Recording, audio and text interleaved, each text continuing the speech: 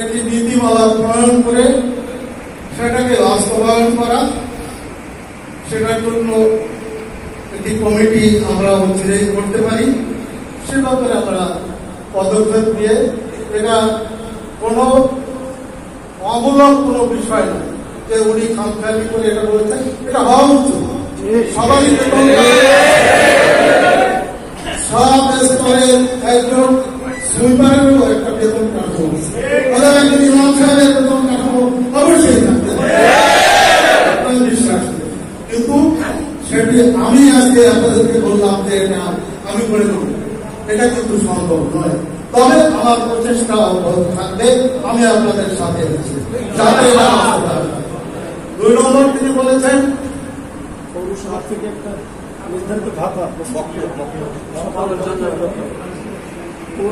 সেটা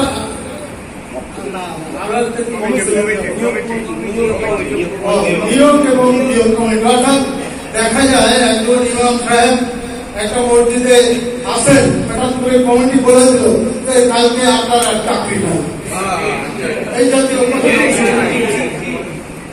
এটা আসলে ঠিক না। তার কারণ আমাদেরকে চিন্তা করতে হবে, আপনার যেমন সংসার আছে, ইমাম সাহেব কোন অলৌকিক ভাবে কোন খাবার পান না, তারও রুটি রুটির ব্যাপার আছে, তার সংসার পরিচালনা করার দায়িত্ব তার। তবে হঠাৎ করে আপনার চাকরি নাই বলা, এটা কি ঠিক? আমি এই কথাগুলো, এই প্রশ্নটা আমি করছি যারা সভাপতি, সাধারণ সম্পাদক, মসজিদ কমিটির আছেন, কিংবা যারা এই মসজিদের অভিভাবক, তাদের অভিভাবক তারাও বোঝা লাগে, যারা এই মসজিদ দেখভাল করেন, যারা ওই মসজিদের ইমাম সাহেবকে নিয়োগ দেন, তাদের উদ্দেশ্যে এটা কি ঠিক? আমরা এ ব্যাপারে একটা কমিটি করে আমরা এই নিয়োগ এবং বিয়োগ যাতে একটা সুনির্দিষ্ট নীতিমালার ভিত্তিতে হয়, সেটা আমরা মোংলা উপজেলায় আমরা তৈরি করতে পারি। দ্বিতীয় উনি দাবি করেছেন আমাদের প্রতিটা মসজিদে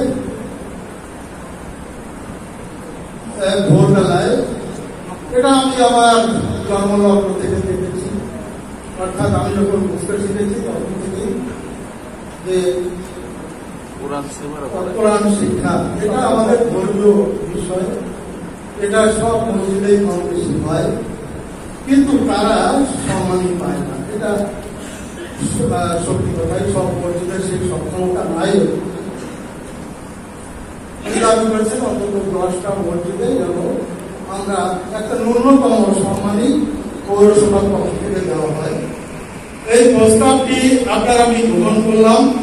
আমার একটি পরিষদ আছে, ইনশাল্লাহ আশা করি আমি প্রস্তাবটি আমার পরিষদের উপস্থাপন করব, এবং আপনাদের দোয়া থাকলে ইনশাল্লাহ একটা বাস্তবায়ন হবে। আমার যে পরিষদ আছে সেই পরিষদ অমত করবেন না, এটা আমার বিশ্বাস। তো আমি আর কথা বলবো না, আপনারা আমার জন্য দোয়া করবেন, আমরা পরস্পরের জন্য দোয়া করবেন। হুজুর যে বয়ান করলেন, আমরা আমাদের জীবনে যেন সেটা বাস্তবায়ন করতে পারি। এই সকলের সুস্বাস্থ্য কামনা করে আমরা ভালো থাকি। আগামী দিনে আরো বড় করে এই মোংলায় ওলামা সম্মেলন হবে। ইমাম পরিষদের আমি একটু কথা না বললেই ইমাম পরিষদ মোংলায় ইতিমধ্যে অনেক দৃষ্টান্তমূলক কাজ করেছেন, যেগুলো বলা উচিত, তারা বলে নির্ভরতা করা হবে। ওনারা মৃত ইমামদের প্রতিটা বিভিন্ন কর্মে, বিশেষ করে ঈদের পরে তাদেরকে বিশেষ কিছু খাবার এবং অন্যান্য টাকা পয়সার ব্যবস্থা করে থাকেন। এছাড়াও ইমাম পরিষদের দ্বারা অন্যান্য ইমামদের দুঃখ দুর্দশা লাঘবের জন্য তারা অনেক পদক্ষেপ গ্রহণ করেছেন। আমি এই ব্যাপারে ইমাম পরিষদকে ধন্যবাদ জানাই। আরো কার্যকরী ভাবে আপনাদের ইমাম পরিষদ আরো বেশি কার্যকরী হবে এবং আপনাদের কাজকর্ম আরো সফলতা পাক, এই দোয়া এবং আশীর্বাদ কামনা করে, বিশেষ করে আমি আবারও দোয়া চাই। এখানে অসংখ্য ওলামায়ে কেরাম আছেন, আপনারা বিশেষ করে আমি, আমার মৃত বাবা মা, আমার আত্মীয় স্বজন কিংবা আমার পরিবার পরিজনদের জন্য আমি আপনাদের কিছু দোয়া চাই।